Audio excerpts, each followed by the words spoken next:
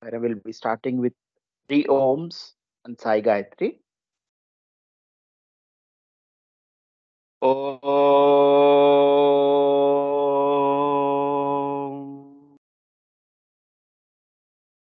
Om.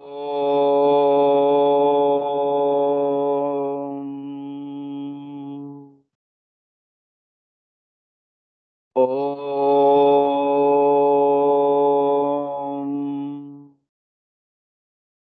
Om Saishwaraya Vidmahe Satyadevaya Dhimahi Tanna Sarva Prachodayat.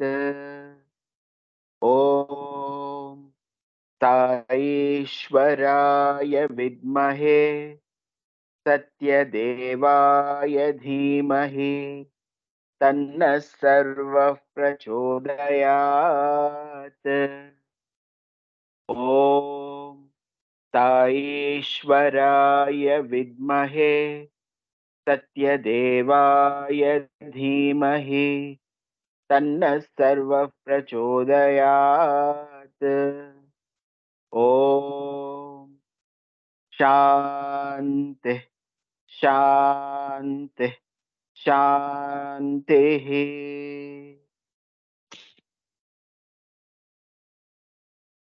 Om Shri Sai Ram. Offering myself the divine lotus feet of our beloved Swami, I welcome you for today's satsang. Today's chapter, as announced, is Swādhyāya. And from today, as we have discussed, the traditional Bhagavatam is going to start. So till now, we have heard the stories along with Parikshith through Vyasa.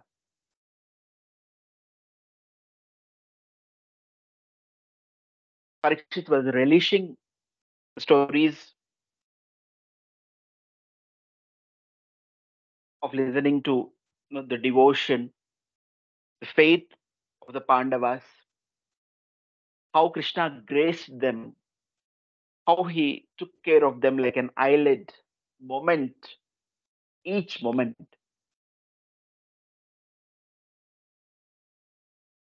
So all these stories he was relishing through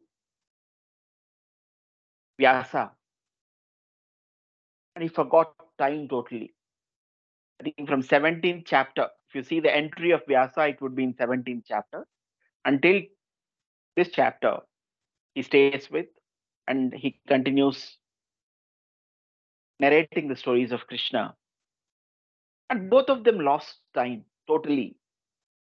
They were so engrossed in those nectarine episodes that both of them were oblivious of their surroundings, the time, everything.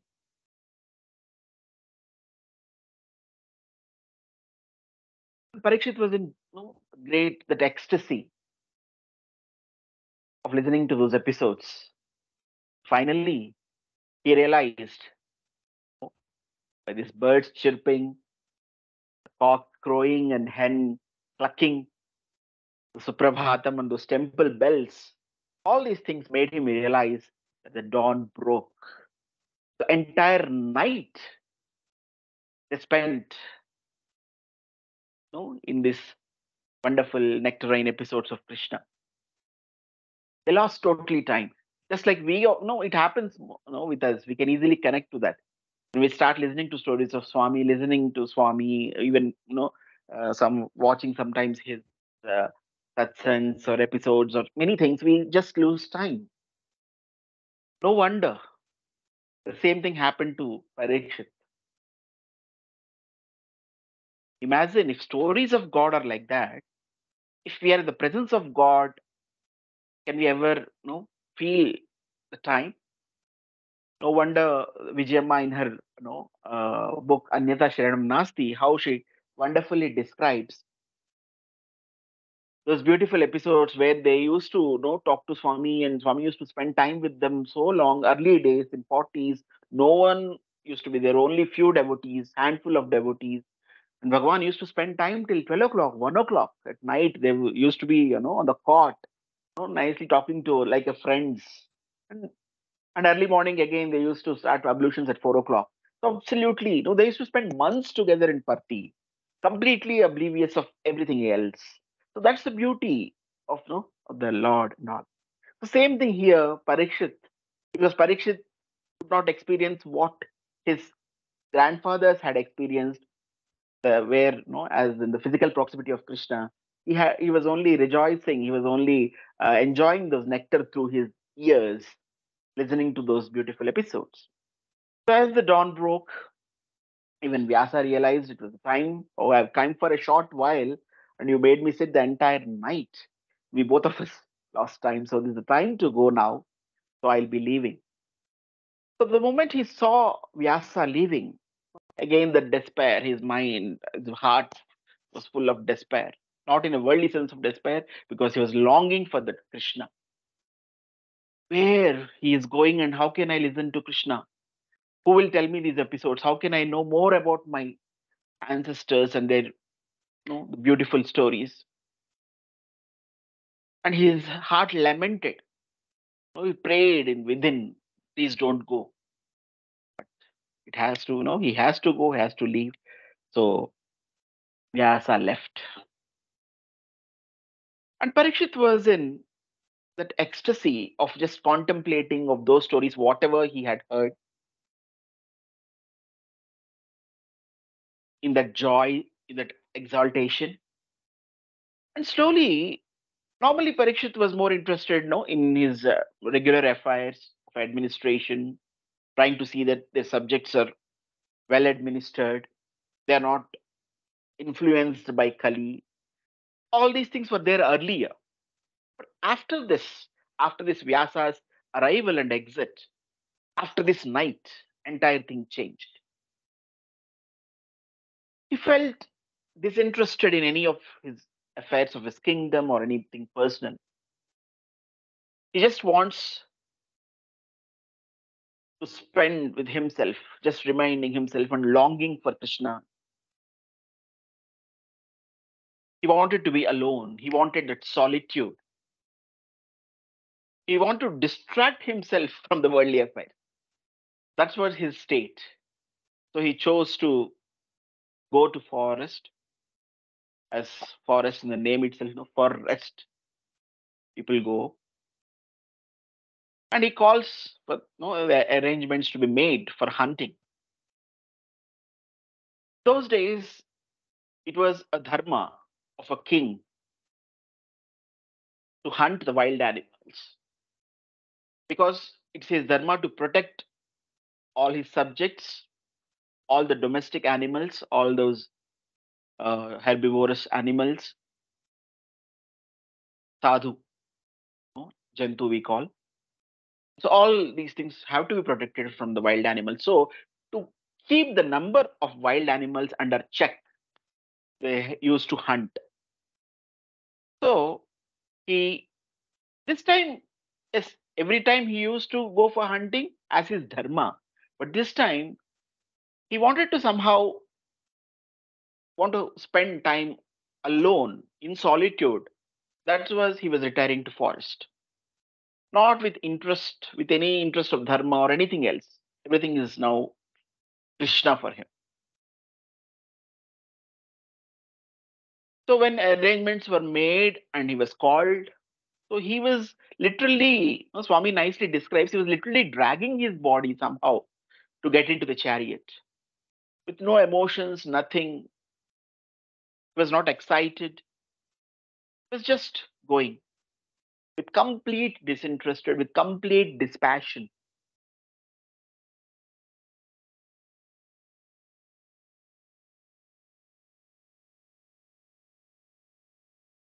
And as they proceed, the king and all his retinue, they proceed. Suddenly, as a premonition or something, some change of mind, some aberration, not as usual. So all these things, Swami is beautifully narrating that something is in store for him, because things are not happening as usual. There are some aberrations happening. So as usual, whatever the retinue he used to take earlier, he reduced the number of members, reduced those members of this retinue. No, most of these many people are not required. Most, you can go back. Only few are enough for me. So only with those few members, few huntsmen, he proceeded into the forest.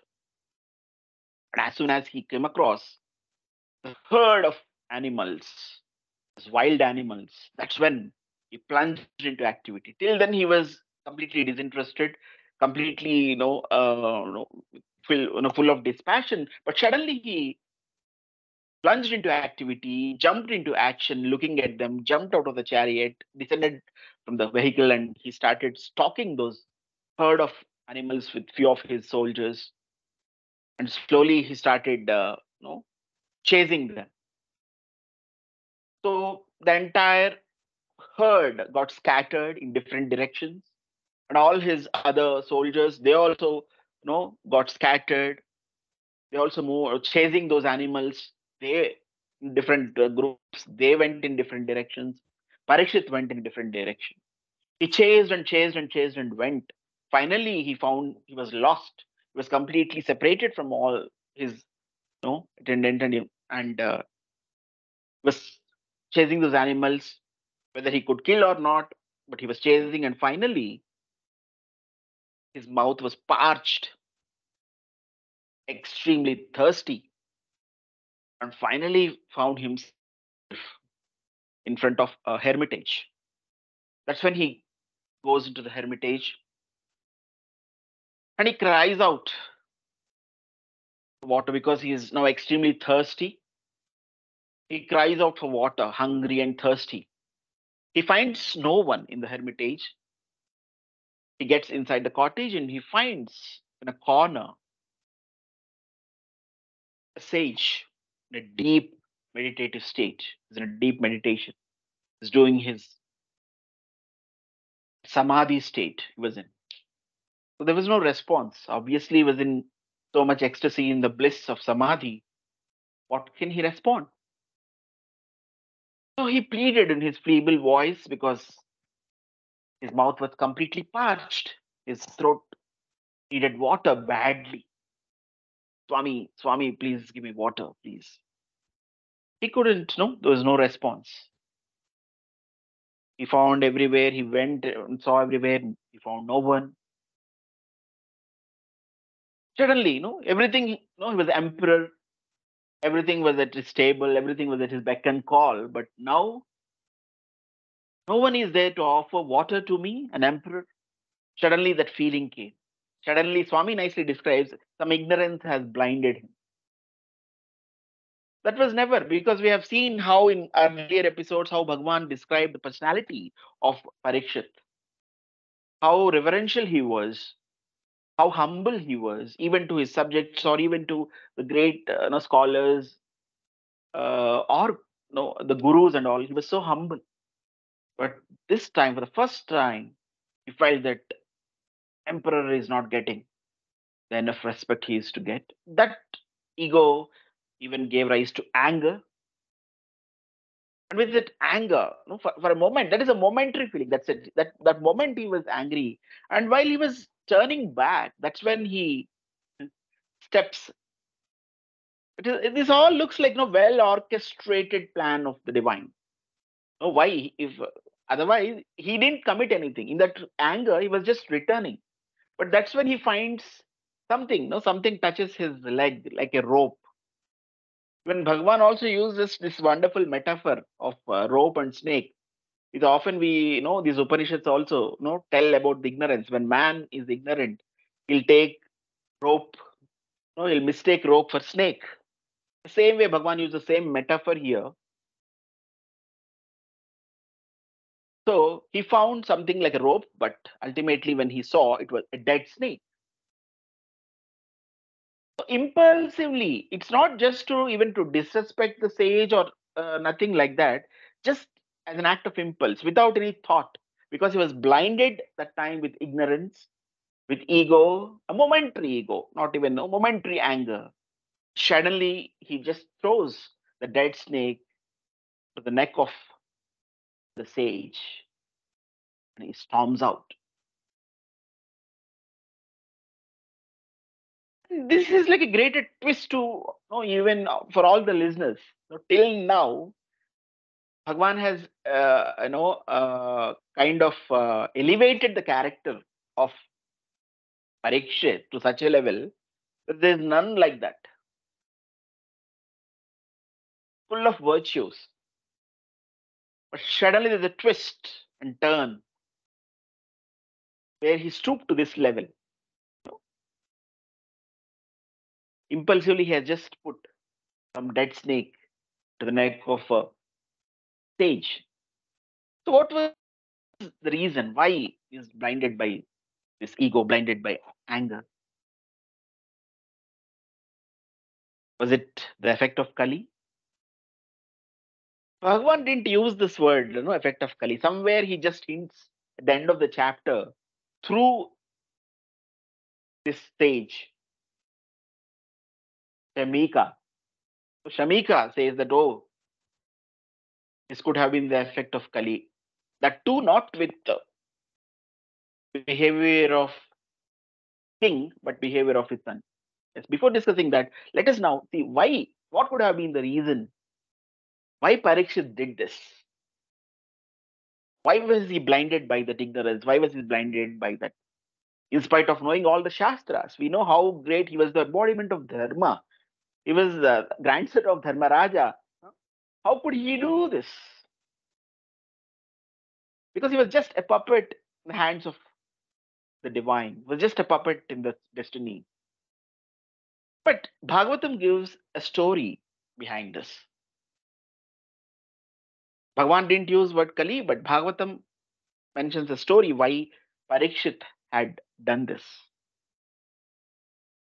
This is the time when Parikshit confronts Kali, when Kali would be troubling Mother Earth and Dharma. That's when he confronts and he fights with the Kali, and he would be in a position almost to finish off Kali, to chop off Kali, to rip his head. But Kali begs his pardon. He falls at his feet, shivering. Please pardon me, the king. Please allow me to survive. This is my yuga. This is Kali Yuga. How can you kill me? Please allow me to live. So once anyone falls at his feet, one become a refuge. It's the dharma of the king to protect. That's when he says, okay, that Kali pleads, at least give me some places. If you don't want me to live, give me some places. You only give me some places to stay. That's when Parikshit gives 4 places first. Probably he might have thought that time such kind of places never existed that time in his kingdom or in his empire. Probably that's what the reason he would have listed those places. First thing he says, wherever gambling is done, you can be there. Secondly, yes, wherever people consume those inebriated drinks, where they lose their consciousness, where so that place where they get stoned completely, that where such kind of things are there, that place is yours. Second official place. Third place, where women move freely in the quest of fulfilling their amorous desires, let that place be yours. Finally, where there is violence, where people get butcher each other, where they kill each other, where violence happens, people kill innocent animals or killing each other, where violence is there, let that place be yours. One more place he please give one more place. Okay, I don't know what was the state of mind of Parikshit that time, but he grants one more place, which is gold. You stay in gold. So these are the 5 official places which Kali got, written in Bhagavatam. This is not by anyone else. Directly Srimad Bhagavatam tells this. And buy one get one free offers there that time also. Nowadays we have buy one and get one free. So along with this 5, for each he has one more free. One free thing, and 5 more places he freely. 5 official plus 5 free, 10 places he got. So first, if you look at the gambling, wherever there is gambling, untruth is easily prevalent. So common. They're like inseparable. Gambling and untruth are inseparable. You can find any gambler speaking truth? Definitely not. To grab money or something, the kind of stories these people tell nowadays, and youth are becoming victims of online gambling. I have known some brothers who are online victims. And today, probably, the way they kind of things they speak, they can make anyone manipulate. That kind of thing. Untruth is so common there. So he got untruth as one more place.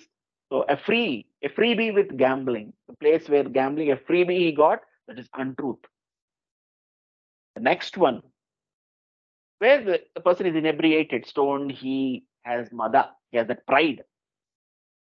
He would not be unconscious what he is doing, he would just proceed the actions with full of pride and ego there. Because he is not conscious of what he is doing. So pride he got as a freebie along with this inebriated drinks or such substances. Third is women move freely to satisfy their desires.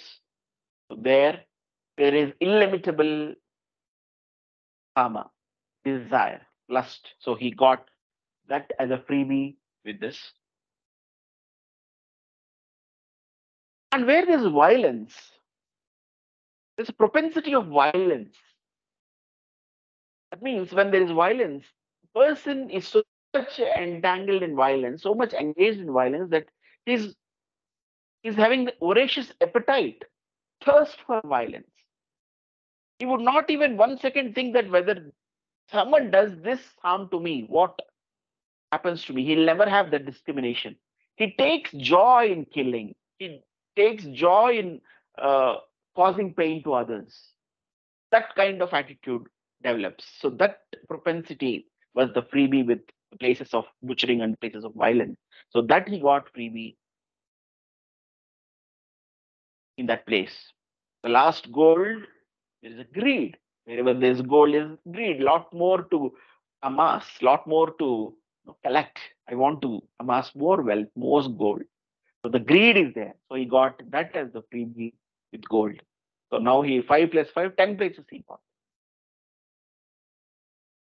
So as a king, he always wore gold. By mistake, just like sometimes we forget Brahmapanam. Most of the times, that time we have, sometimes we don't know what, when Brahmapanam is gone, all that security of, for the food and all that armor which was protecting food may be gone and sometimes it may be affected.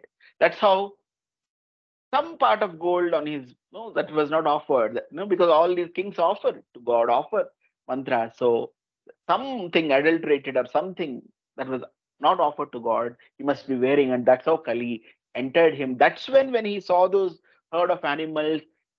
Till then he was in one kind of mood, and he just immediately jumped, and because that violence, the propensity of violence.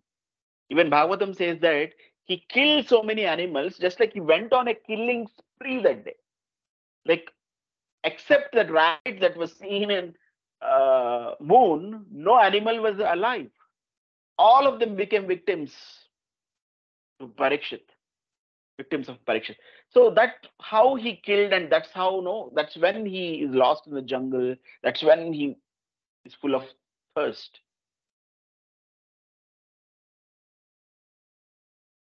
So all this, if you look at, Kali entered that way, nicely affecting. And if you look at him The other way, it's a master play, divine play, well orchestrated play.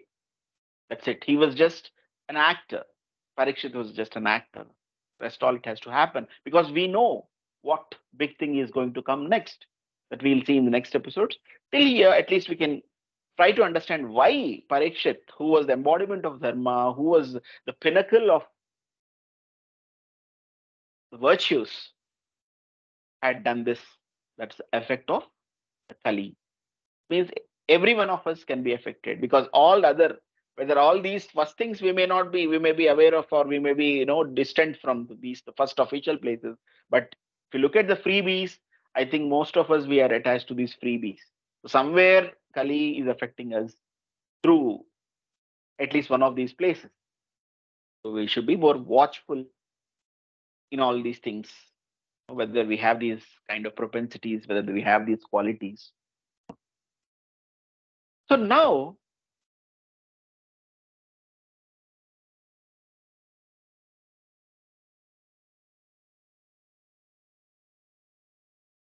what happens after this? So he storms out of the cottage in frustration because he didn't find water. No one, no, the sage didn't respond. Shamika didn't respond. And he leaves in frustration. That was noticed by those boys, the boys in the hermitage, the hermit boys, Rishikumaras. They found why this man is coming frustration. What had happened? What might have happened inside? So they, out of curiosity, they went inside and they found there was some snake around the neck of the sage. And to their astonishment, it was a dead snake. Who could have done this atrocity? They thought for a moment. They understood none else came except this man. As far as we know, only this man has come into the hermitage. So he only would have committed this crime. And immediately they rush to their friend, Shringi, who was the son of Shamika. They would inform, this is what happened with your father. Someone has thrown dead snake around his neck. Shamika was in his playful mood. He would not care their words. Nothing would have happened. Don't worry. No one would dare to do such things with my father. My father is such a greatest personality. He's a gem of sages. So no one would ever do that insult. So he didn't care them. He ignored completely the words, but still they provoke him. Repeatedly they say, no, no, what we are telling is truth. Come and see. Why don't you verify it yourself? Come, come. So out of their provocation, he goes back and he finds what they were telling was truth. That's when he loses his cool completely. Who might have done this? Who has done this? So people will say, we have seen a person in the royal attire, a royal garb coming out of this cottage. Probably he would have done that. That's when he goes in all directions and he finds somewhere distantly a person walking in that royal robe. That's when he takes water from the river nearby and he throws in the direction, pronouncing the curse that right from now, may this person who has thrown dead snake to the neck of my father, he should die on the seventh day from this day with a serpent bite. And not just an ordinary serpent, he gave Takshaka, who is the mighty of the serpents. Takshaka should bite, he said. He cursed like that. Takshaka's poison is not a normal poison because he wanted that person, he ensured that person should not be alive by any cost. He should not come alive or he should not escape death. Because Takshaka's poison is so powerful, so mighty that person would vaporize in a trice, would become a vapor. That was the power of that poison. So he pronounced that curse. And he came back and he was still in that mood. Who can do that?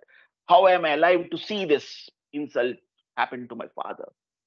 With all that, and all his friends started pacifying him, even abusing that person somehow to pacify him. All that was going on. Meanwhile, Shamika, their father, comes out of that samadhi state and comes. And when he comes out of that, no, he just takes that snake.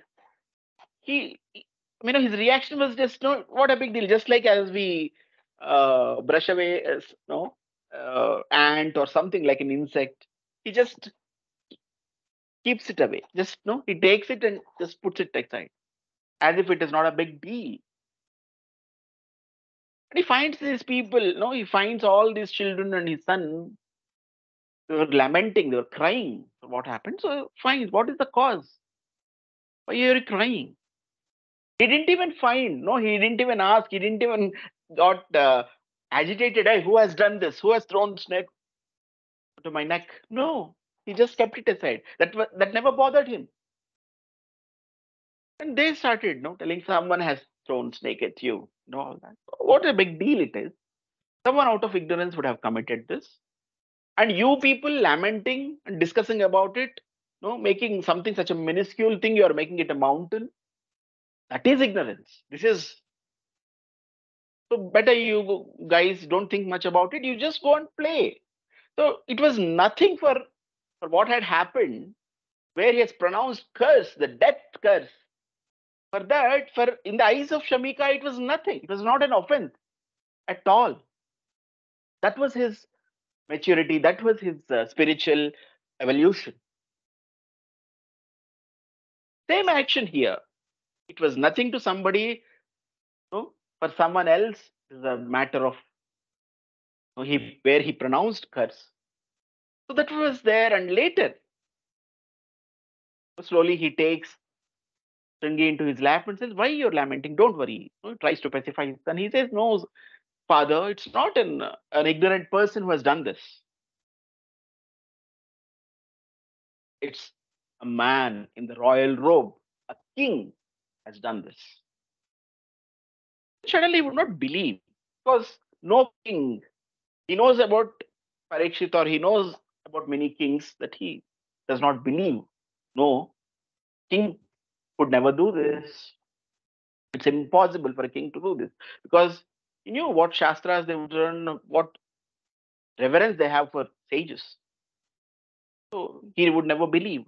That's when these other boys, the Rishikumaras or hermit children, they start speaking. No, no, we have seen the person coming into your cottage and is going out.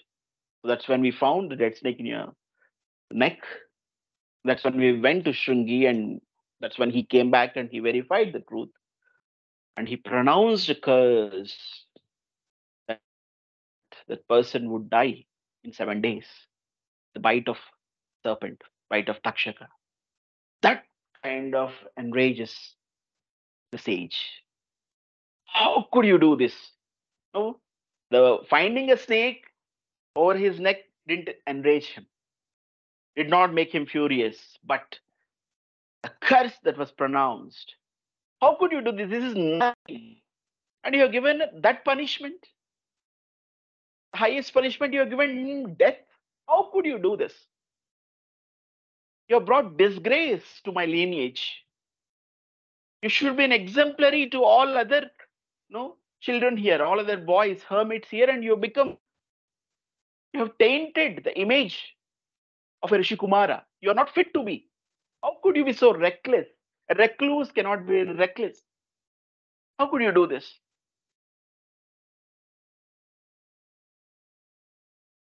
He reprimands the child. This is not the thing to be done. Who are we? In pursuit of the Lord, to attain the Lord, we have renounced everything. We have come to forest, living on roots, fruits, and leaves, renouncing all earthly pleasures. Our state of mind should be always cool. It is not our job to punish anyone. Our job is, it's a king's job to punish somebody. It's not our job. How could you do this? It doesn't befit any sage, or it doesn't befit any son of any sage. You have committed a greatest sin, greatest sin. That's what he says. There ends this episode, this chapter. So if you look at in both in Parikshith's case or in Shringi's case, it's just that momentary anger, how it created disaster. Even the Parikshith, who had built such a wonderful castle of virtues, due to the defect of Kali, entire thing went in a trice. Yes, of course, it is a well orchestrated divine play. He's just a puppet. But if you look at just the main thing here we need to see is the anger, that momentary anger, the anger management part. Now we have to little more concentrate on that. Both of them, in a fit of rage, they've taken the decisions, which is a very common these days, which is very normal days. In a fit of rage, we take decisions. Once a boy, Professor Bhagya was narrating a story. A boy asks, a student asks Swami, I'm not able to control my emotions. I'm, always these thoughts, they provoke me, many things, all these, sometimes greed, sometimes desire. How to control, Swami? He was asking. I said, why you're worried so much? Why you're worried? Somebody said, just you need only 5.5 seconds. You need to just pause. Just pause 5.5 seconds. Whenever any emotion is taking over you, whether you're angry, whether you're feeling, full of desire, or anything of this, kama, krodha, lobha, moha, mada, matsarya, whatever may be these of the six, if anything is you think that is overpowering you, just pause for 5.5 seconds. That urge will go to a particular pinnacle in that 5.5 seconds, and it will subside subsequently. Slowly it would subside. Don't worry about it. Swami said, just pause 5.5 seconds. You're not able to control anger sometimes. Just anger about anger, Swami gave, I think, umpteen number of discourses. In one of the discourse of 1972, Samashaba Swami, he reminds a poem of Vemana, where he says, poem says that one who eats dog is a yogi. One who eats pig is a greater yogi. One who eats elephant is the greatest yogi. So it's not a literal sense. Then Swami elucidates it. So one who eats dog here represents anger. So one who eats dog, one who overcomes anger, one who has won over the anger is a yogi. Pig represents ego. So one who has won over ego, Panditinnavadu.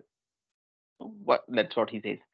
One who has eaten pig, one who has won over the ego, he is the greater yogi. And one who has won over the attachment, the elephant represents the attachment, is the greatest yogi. That's why Swami always know when you're feeling that anger is overpowering you, trying to control you, is just to have water, cold water. All this is that 5.5 seconds to just from that compulsive behavior to conscious behavior. Slowly we'll come back to senses. Probably our response may not be the best after that, but at least it won't be worst as when we do, if at all, 5.5 seconds before what we might have committed. We would not commit that after that. At least that pause will give us that room, that little, so that we'll at least come back. So from compulsive to conscious behavior, it won't take much time, just only the 5.5 seconds.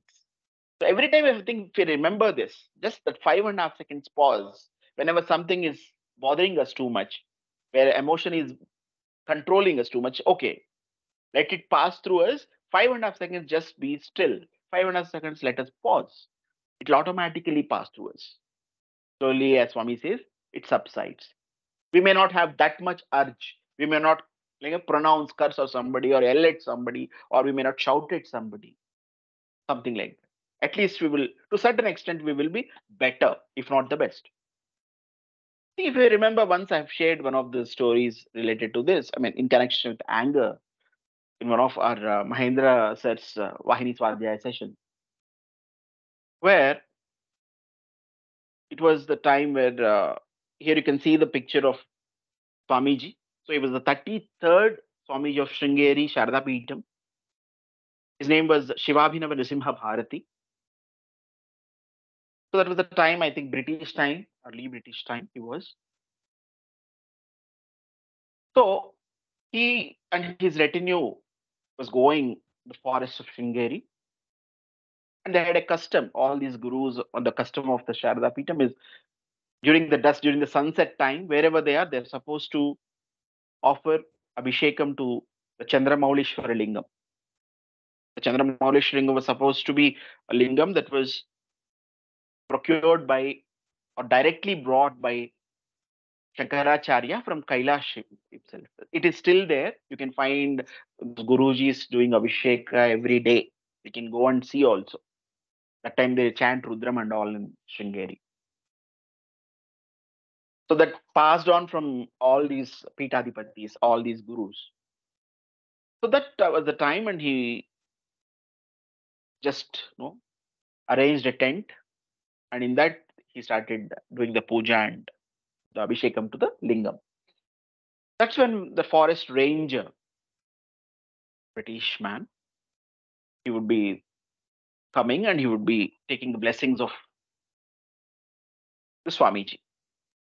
The Swamis or whoever, if you look at this, they can scan us, not an ordinary eyes. No, when Swami also sees, he just sees all our past and present records and future records also. They will try to annihilate something and he will create something, what all he does. Swami says, do you think I look at your bodies? No, I don't look at your bodies. I look at your records, your karmic records. So I'll try to see what I can do to the best of my ability to redeem you. That's what I do. What I can do. That's how sometimes I'll take out your karma. Sometimes I'll put it back so that so that you will get somewhere you'll get concession somewhere in some janma, or sometimes I'll pull back that and I'll bring here whichever is good for you. I'll try to see that. That's what these eyes of these great men, these sadhus. So he scanned just looking at this person, this forest ranger. He blessed him and he said, I'm going to tell now give you a list of 3 sets of people. So you just let me know to which class of people you belong to. First, he says, I'm a person, when I get angry, I myself judge that this would have happened and I resort to certain action directly without any investigation, without any further finding, without finding the truth. I just directly resort to action. Once I get angry on somebody, when I'm overpowered by anger, I don't think, I judge myself and I take action. That is the first class. Second, I investigate the cause, then I take the action. When I'm angry, I'll find out what is the person, what made him do that. That has caused me anger. What made him do that? I'll investigate it, and then I'll take action. Third, says, irrespective of everything, I'm always angry. I'm an angry person, basically. So I'm always angry. So which class do you belong? Forest ranger says, I belong to class 1, the first class, where, yes, when I'm overpowered by anger, I judge myself that this would have happened, this would have been the cause, and I immediately pronounce my judgments. I immediately pronounce my actions, whether it's punishment and all. Then simply he says, why don't you go, just promote yourself to the next class? Instead of directly taking the action, why don't you just investigate the cause? So it is also similar to just once if you investigate the cause, that 5.5 pause, the second pause is coming here. The same thing what Swami told. It's the same thing other way he said in a different way. Because once we just start doing that, the little pause we take from that and we start investigating, probably will not be automatically will become cool, and probably we will not take such a violent actions or more extreme actions. And he says that, and after that it becomes little late till 9 o'clock. So it will be there, and this forest ranger would be with the retinue till they leave forest. So till that time he'll be with them, and then he goes to his guest house. That's when it's almost little late, and he orders for the dinner. So that cook brings two thin rotis, trembling in fear. He puts on the table. He's shivering literally, trembling with fear. What he would do, because he had seen his reactions earlier. So that day he was literally shivering. Immediately seeing two thin rotis. Normally he has a habit of having some 7, 8 rotis with two sabjis. Today, no sabji at all, and only two thin rotis in plate. Just looking at this, he got enraged and he was about to beat, about to bang the person. Suddenly, he remembered the Guruji's words. Why don't you promote to that class, the class two? Just try to know what exactly happened. Where that 5.5 seconds pause would come. No? So that little pause slowly. Okay, why? What happened? Why only two these small thin rotis? He thought that this person would have, because I came late, he might have had finished and only these two rotis are left, and now he's serving me. That was his judgment, and with that he was about to beat him.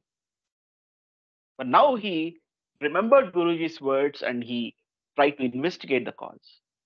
Then the person started telling. So normally, there is a person who comes day who brings all the grocery for us, the guard or somebody. So today I gave him the list. Early morning itself, I gave him the entire list because nothing was there. All the items were exhausted, completed. So that's why I ordered all the items. So early morning only he left. Generally, he comes back in an hour or two. But today he didn't come back till now. Normally, it is not the thing. He would generally come back every time, but this time he didn't come back. So, and I was worried because, and this ranger had lunch in the Petam that for afternoon for the night dinner, because I searched. I didn't have anything, sir. I myself didn't have lunch. I searched everywhere and I found out little flour, this wheat flour, and with that I made these two rotis. So promise, sir, I didn't have my lunch, even I didn't have my dinner. This is the only thing to left because he would come. That's why I kept this for you. Just that mood that forest ranger, he was sobbing profusely. First time, I investigated. I took this pause before resorting to any action, before pronouncing my judgment on people. First time I took this pause, and first time I tried to investigate. This is what I came to know. All these days, how many sins I would have done because I never ever asked them. I never ever tried to investigate. I never ever tried to find the reason. And I just pronounced what sins, what greatest sins I would have done. And thanks to Guruji, just one day, I tried to implement teaching to certain extent. Even he didn't ask me to relinquish anger.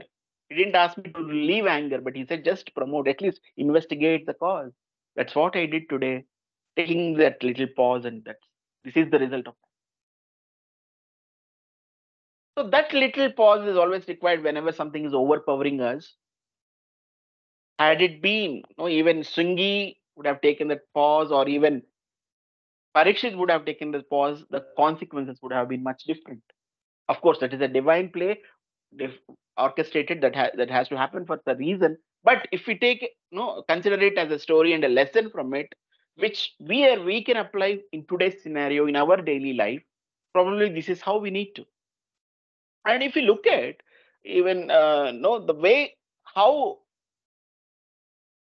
Shamika responded for the same thing, and how we interpret the action is more important. He didn't interpret, he took it very lightly, he did nothing. But where Sringi interpreted as a great insult. So I think rather than the action, how we interpret that, that creates more anger, or that creates more strong emotions in us. How we interpret that has happened. Probably the reason would have been different. Probably he might have thought, oh, that whether really that king, because no one has seen this happening with their own eyes. Someone could have done that because these people inferred, because they found the person coming out, and immediately when they went and they found a dead snake, they inferred that this might have done by this. Could have been done by someone else. Who knows? No one has seen what has happened, right? It's all by inference and judgment. So just like this ranger used to judge himself, they judged it and they pronounced. That is what we always do these days.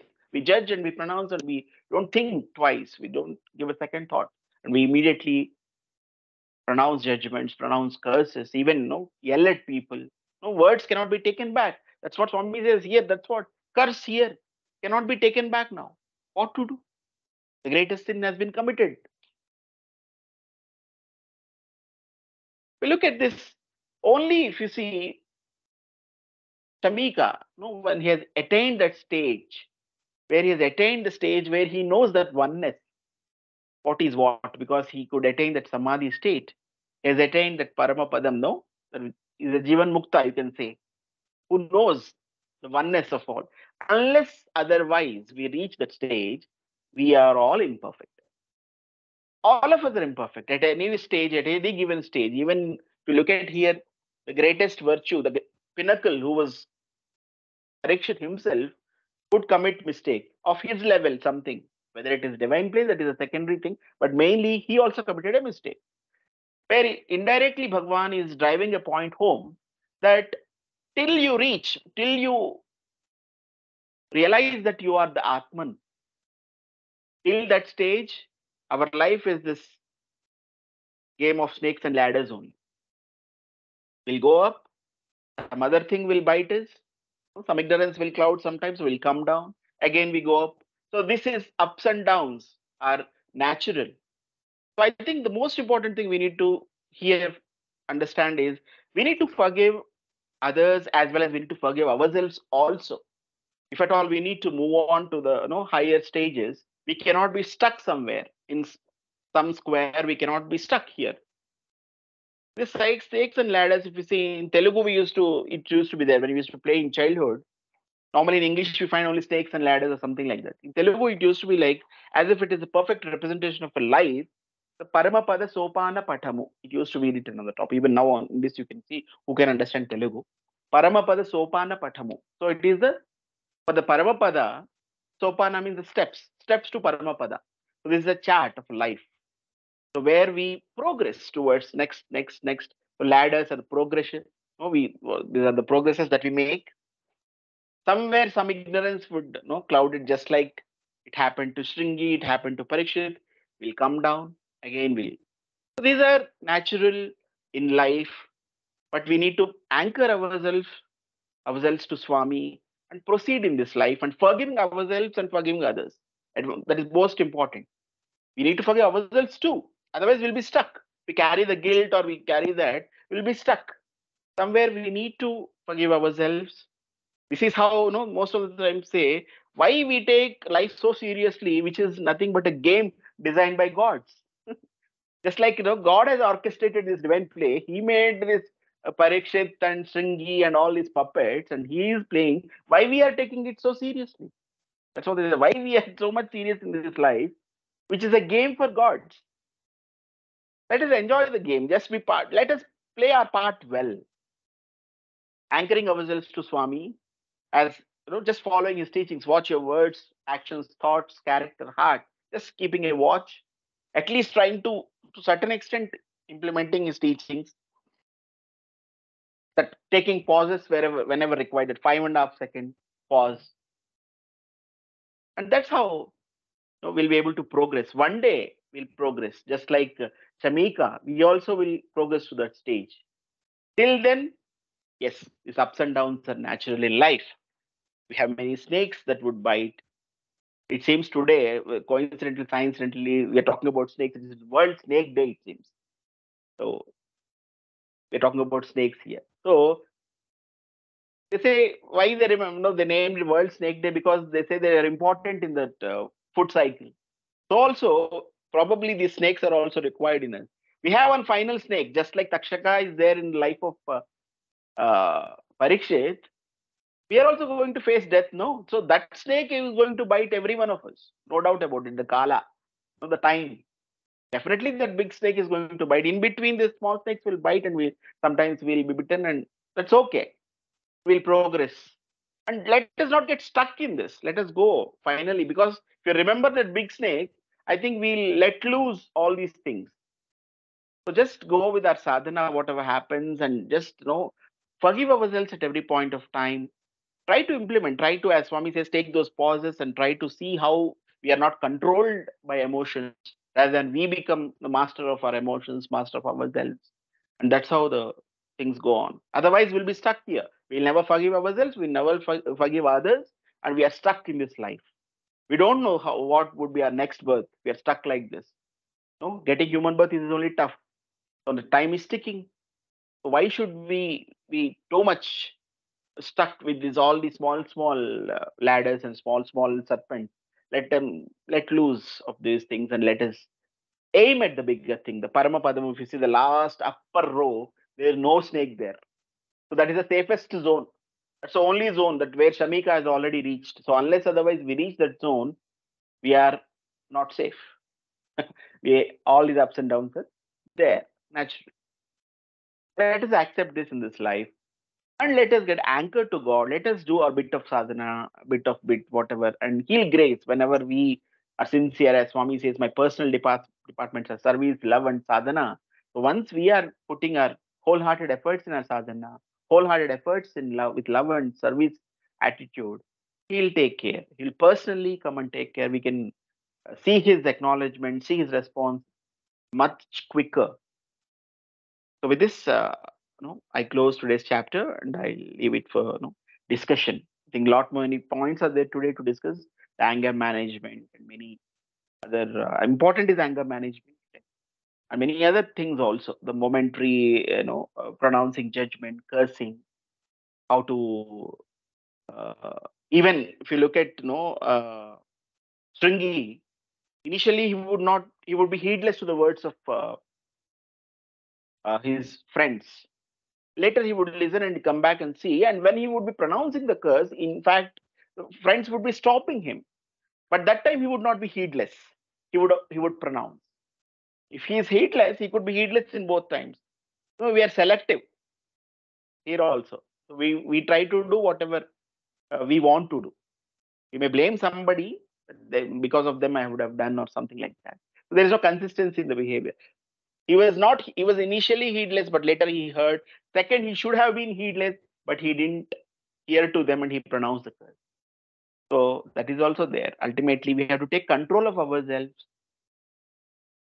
and lead life. As Swami says, no, life, there are two important things in life. No, Gita, Ita. He says nicely with the word pun. With Bhagavad Gita, you should have, and Ita, you should know how to swim in this life wonderfully. Rondu baga ravali. Gita and Ita. Then the Gita will help us to in this Ita, in this swimming of life. Gita is going to help us. It becomes our GPS as moral compass, and that helps us to thrive and achieve the greater heights in life. And finally, one day, we'll be realizing our own selves. So, with this, I close today's chapter and it's open for discussion. Saira.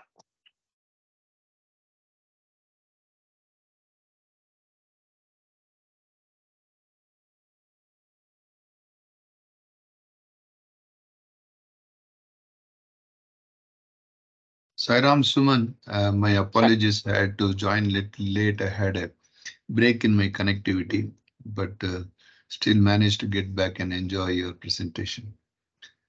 Thank you, sir. So, any points here to be discussed? Any particular things we think? Anything triggered you? Oh, anger management. I am a victim of that. It's a great So, lesson. Taking 3.5 minutes, 3.5 seconds pause is five a and a half seconds. fantastic. 5.5 seconds pause is one of the greatest tricks I will put to test.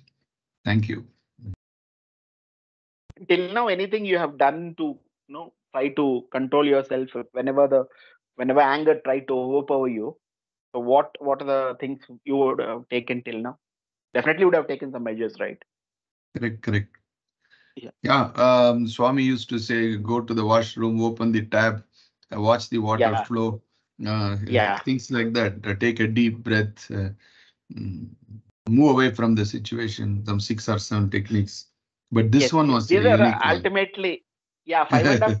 Ultimately, even those things also are helping us to pass that time, 5.5 seconds. So unknowingly, we are doing the right thing only. Till we become Jivan Muktas, we are bound to misjudge, Fault. opinionate, Correct. fault, and all that. That Yes. another Yes. strong message. Learn to forgive others. Also learn to forgive ourselves. Is a Yes. very, very deep message. Thank you.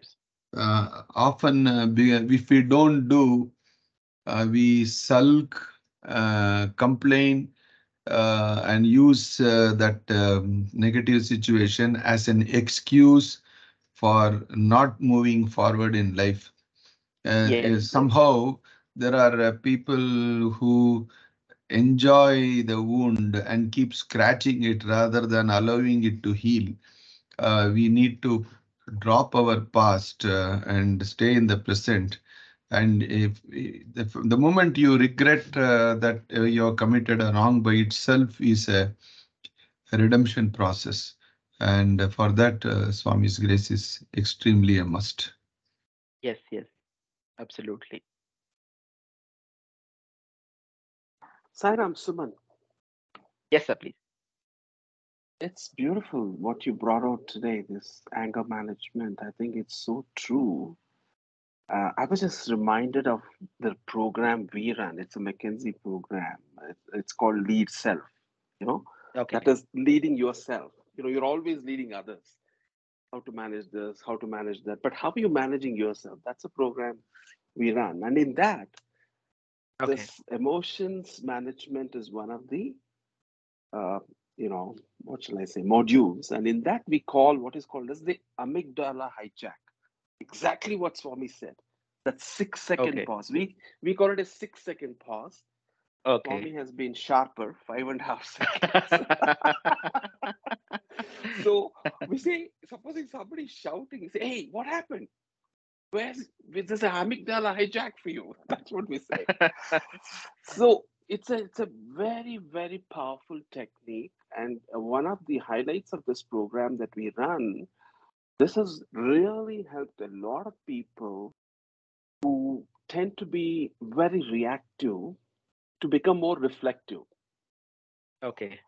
The 6 seconds make a world Yes. of difference. Yes. Yes. It looks very World of small, difference. but I think Yeah. huge difference is going to make. Yeah. Huge Yeah. difference. And even if supposing somebody close to us is, let's say, it happens, all of us are emotional. I mean, uh, that's the way we are. And sometimes even someone close to us, if they are really going high, you can just cool them by saying, hey, hold on, your amygdala is hijacked. If you tell them also, they also realize, okay, hold on, what am I doing, kind of a thing.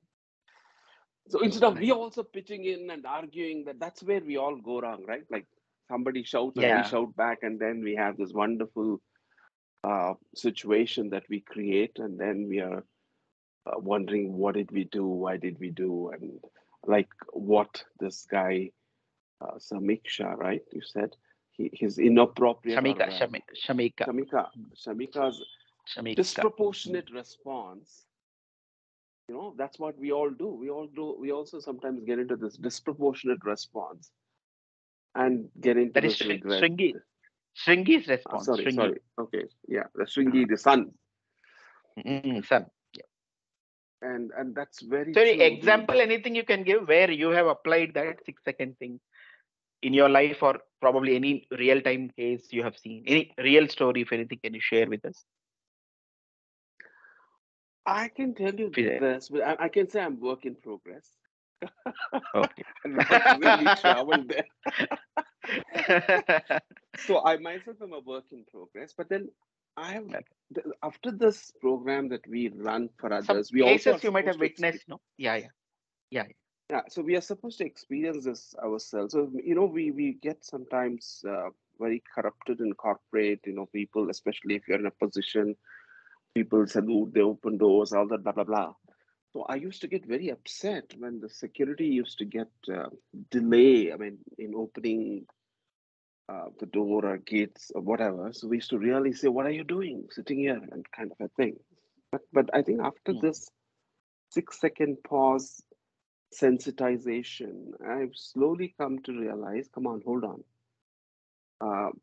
They have themselves come from most of them from Northeast, and leaving their homes, and so just be a little more understanding rather than shouting. So that's what I have realized. A little change in me that hold on, there is a context from where a person is coming. So I think that a little sensitization, I think I would say, has opened up, but I'm not there. I'm still work in progress. Okay. But this, all of us are. 6-second pause, I would say. Till we reach that Shamika stage, we are all a work in progress only. Yeah, we are more the son rather than the evolved father. Yeah, we need to evolve the father stage to father stage. Yeah. And as Sridhar sir was telling, and I think one of the beautiful things that Swami kept saying, and such a powerful, that love is giving and forgiving.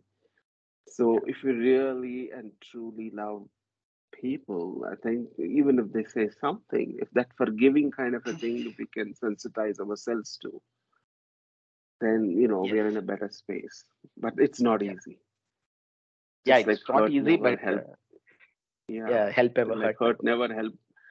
That one also help ever and hurt. That's such a powerful thing, and but it's certainly not easy, and it's a lot of effort and effort and effort and effort. That's No problem. But because anyway, we'll be in work in progress only till we reach the self. That's okay. Till the Even last delta improvement is also okay. Till the last snake bites, perhaps. Yeah. Yeah, from the cradle down to the cremation ground, we go through this journey.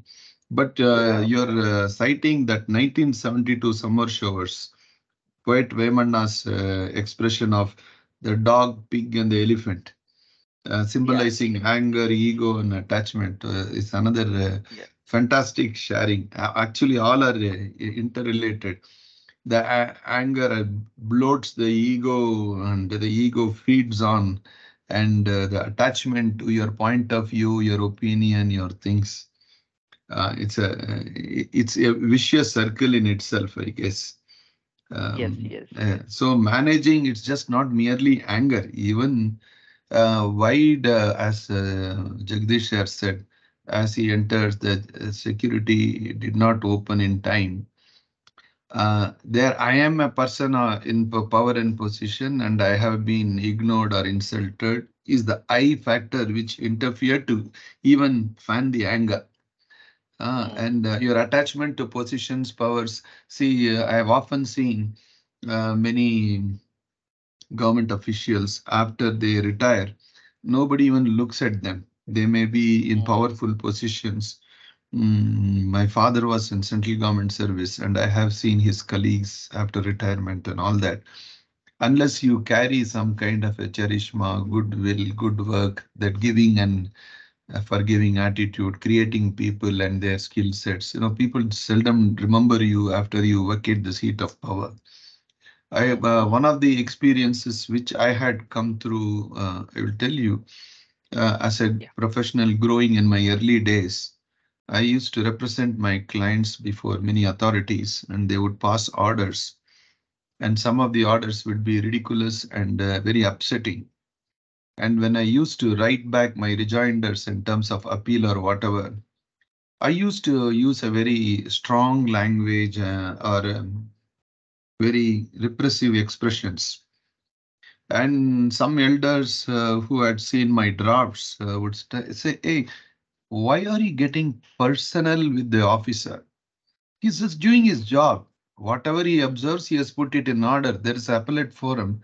Why can't you be polite?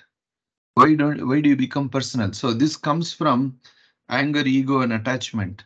And slowly, when you learn humility, what Swami teaches every discourse, then you know you are nothing.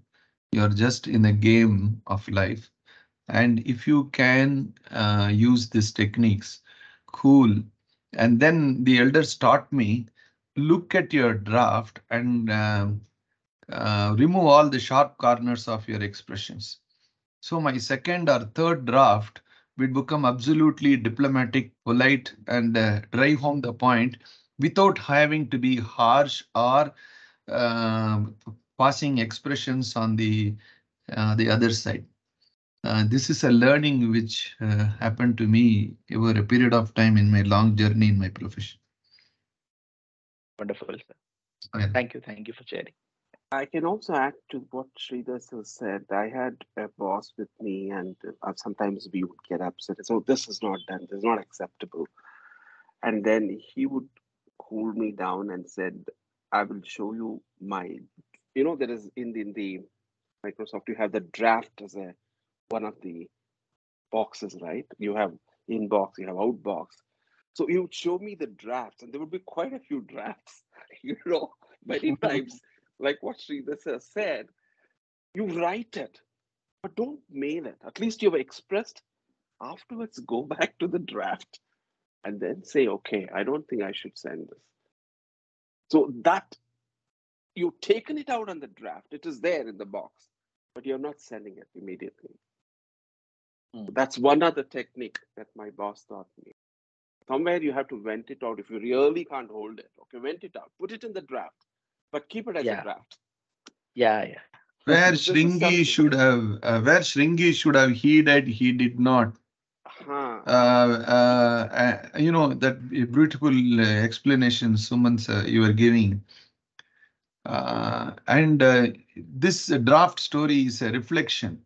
When the heat is off you and you sleep over it, and the next day when you look at your draft, sometimes you will feel ashamed that you're too harsh. The animal in you has come out. And therefore, without those going to the ultimate recipient, if you can really handle yourself, this self-reflection comes only with a deep spiritual background. Else, you get stuck to your ego and then to your opinions, and you lose the subtle way of selling your point of view. The personality identity overpowers your message which you want to get across. Yes. The people who provoke also nowadays more, thanks to social media, they provoke us also to resort to actions also. Also, I think we have beautiful government officials that Sridhar sir was referring.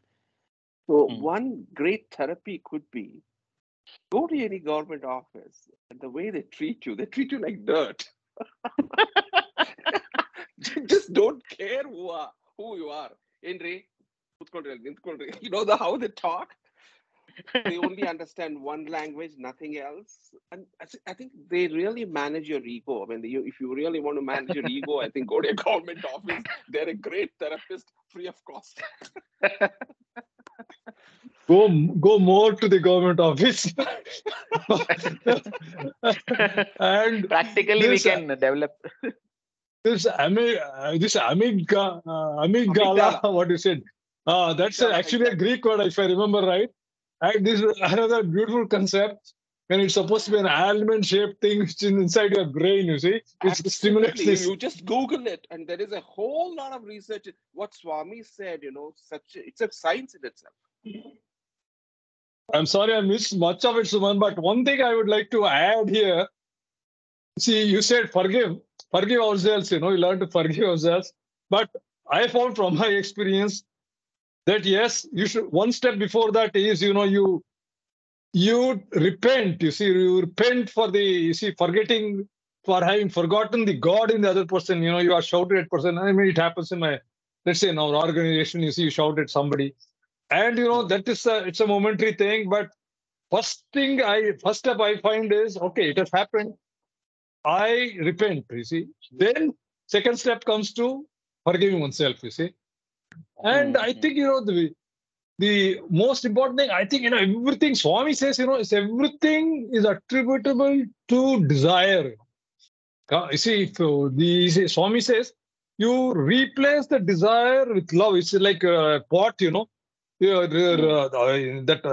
go on putting love inside that pot in your heart, so that, love overflows. And once that love overflows, you can never get angry, is what Swami keeps saying. But this, it's a lovely thing. I miss most of it, Suman. I came towards the end, but this is a beautiful, as usual, your thoughts are beautiful, well assimilated, and, we have Sridhar and Jagdish adding on to the beauty, wonderful. Thank you, Suman. Thank you, sir. Thank you. Amar, you came at the right time, as usual. Yes. But this government office, lesson what is it? I will never forget this. But I'm sure you run an industry and you have experienced that, right? And some yes, true. What you are saying is, some piddly officers teach you a lesson. Yes, the exercise fellows who come, bloody clerks, you have to stand with your hands behind your eye. So on, yes, very nice examples. Had a neighbor But in this context, perhaps Amar, you must have heard in the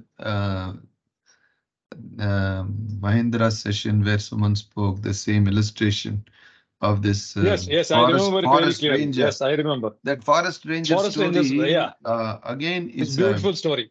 A great takeaway in the sense, very great takeaway. Many of us as elders, when we are at work desk, blindly implementing discipline. Oh, you have come late, and start the reprimand. Perhaps, had you taken that 5.5 seconds pause, asked what happened, you would realize, despite oddities, the person tries to reach as much as possible, as quickly as possible, and redeem the situation for the day. Instead of he being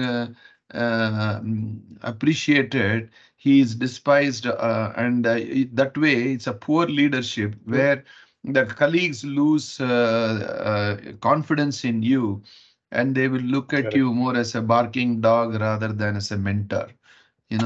So many a times to understand your colleague is extremely important. For that, humility is a great virtue, and that can come only with these kind of techniques. Beautiful. Thank you, sir. Thank you. Ganesh, anything you would like to share? It was a Sairam Abhya.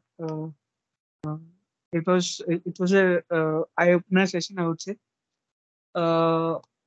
What I was eventually knowing was on when a situation happens, it's better to respond than to react.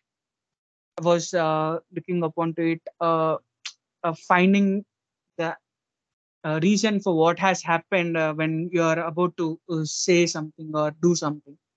So, like instead of reacting to a situation, how to respond to a situation. So the 5.5 seconds point of pause is one of the things that I would take away in the session, and also the factors that one of the brothers said, like the I factor as well. Like when a situation happens, as Swami said, like if any like outside or in the corporate life or in any situation, like when we, as Swami said, the one who think you are that comes out, like in the situation, like we'll say immediately, who are you, like what are you, when we argue something or do something. So that time I think the real one, like the one who think we are, comes out, and he starts the debate also. So it was a great session, brother. Like I have many takeaways as brothers with the discussion of the brothers as Siren. Thank you, brother. Thank you. And brother Ganesh is nephew of Mahendra sir. So he works in Whitefield. So he has completed his national leadership program also. Wow. Oh, I'm Mahendra happy Junior. to have you. Wow. Happy to have you, Ganesh. Siren, sir. Ganesh was the same person where we met in Mahendra's house. Remember, Sridhar? Well, having Yes. dinner. Yeah, is the same Ganesh? Yes, yes. Yes. You remember us, no? Yes, Two old yes, I people, do. Sridhar and myself. Uh, irrespective of all the learning, training, skill sets, etc., impact of Kali, if it can be on a guy like Parikshith, it can be on us too, because he was explaining at the early half of the presentation the 5 places where Kali was allowed to reside, plus 5 freebies. For Amar's sake, we must just summarize those 5 freebies again. And those are the places where we fall a victim and get into this game of snake and ladder. And if we have to reach the Vaikuntha Paramapadam last row, only divine grace can take us to that zone. Obviously. Please, that 5 freebies for Amar's sake, you must share. Can you please do it, sir? Thank you, Sridhar. Thank you. Can you do that, please, Kuman? Repeat that. Yes, Just sir. summary. Yes. Yeah. Okay. Yeah, the 5 official places given to Kali by Parikshit was, the first is gambling. Second is a place where people resort to inebriated drinks and where they get stoned and all that places. Third, where women move freely with amorous desires to fulfill their wishes. Uh, Fourth is the place of butchering or the violence. And fifth is gold. So along with these 5, he got automatically 5 freebies with each one. So gambling, where gambling is there, automatically there is untruth. So you cannot find any gambler speaking truth. So they manipulate always. So untruth is a place where automatically Kali got buy one get one free with that. So, and whereas the second place, where people are inebriated, automatically the pride comes up. So pride is the second freebie he got with that. Third is the kama, that's the lust, where the women fulfill their amorous desires. He got placed through lust. And where the violence, there's a propensity to commit violence, just like Parikshit does. He goes on killing spree. So that propensity to where I would say thirst for committing more violence, these developed. And so that is a freebie that has come from the place of violence. And gold, greed is always around gold. The more we amass, the more we collect more gold. That greed, so the greed is a freebie that has come from the gold. So along with these 5 places, the 5 freebies, he got 10 places. And almost, if not the main places, the rest of the 5 places, I think we always fall victim. Anyone would fall victim first. So Kali's effect is there on each and every being on this earth. Lovely. Beautiful concept. Beautiful. Geometric effect of Kali. So Thank you, Sumam. Thank you for the So repeating. if you have to reduce the impact of this Kali impact, you cannot but keep Swami anchored in your conscience always. Will he approve what I'm doing? After it is done also, what would Swami think of my effort? These kind of things when we do and include Swami in every bit of our actions, I think the impact of Kali will surely come down. In fact, in one of those learning sessions, the Kamo Karishit, Manyura Karishit mantra was explained, and the very this mantra is just to pray to Sun God that my greed and anger, the twins, I must be able to get over them, control them, manage them, and go through the day. And that kind of orientation in the depth of your subconscious is necessary, because all our impressions do emote as actions at some point of time or the other. Whatever we see or hear, we bring it out at some point of time. So there must be an internal approach to dilute those negative impressions, which innocently watching a small TV program in your drawing room can create a lot of subconscious impressions which will emote at a later stage. That is a serious impact of Kali, and therefore Swami's Ramasmarana to wash them out, and these mantras will be of great help. Sai Ram. Yes, yes. That's why Namasmarana is the only way in Kali, right? To redeem ourselves. Easiest way Swami has given. Lovely, Sridhar.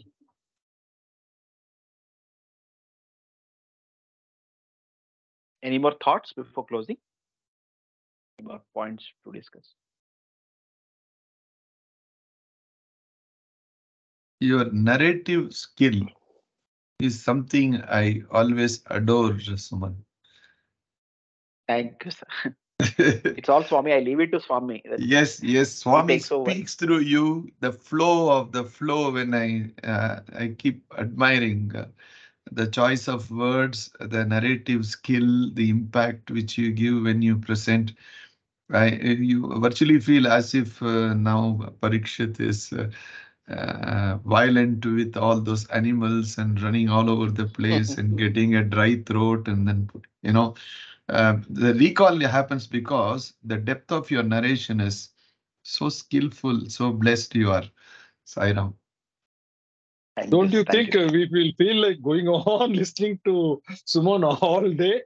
Yeah, Sridhar, don't you think so? Yeah, sure. We'll never be tired of it. Correct. Absolutely. Thank you, Suman. Sai Ram. Thank you. Suman, the ask for you is increasing.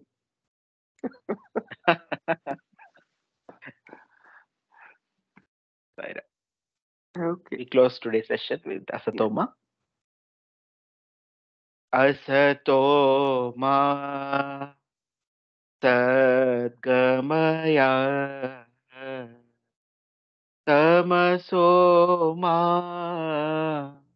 Jyotirgamaya Mrityorma Amritangamaya.